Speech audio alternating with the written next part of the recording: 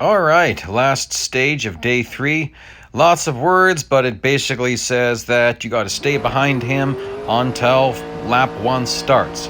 Well, first lap's really boring, he's really slow, so I do a few donuts to let him get a lead because I'm not allowed to pass him for pretty well a whole lap.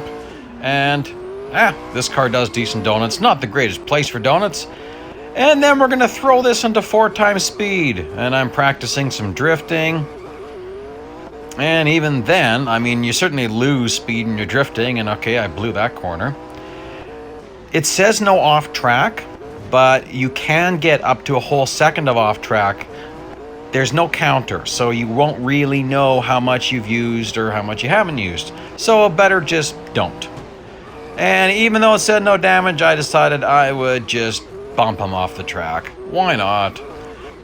So this is a long race, and you do have to be careful. The brakes can really mess with you.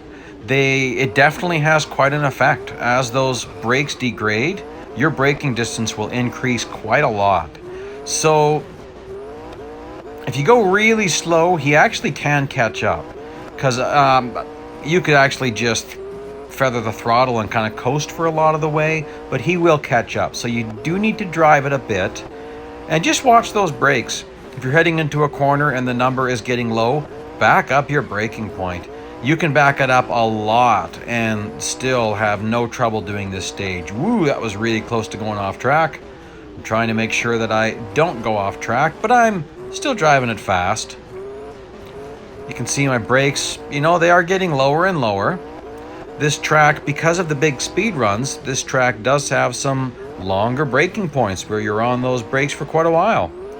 But then you've got this section where you don't need to touch the brakes at all.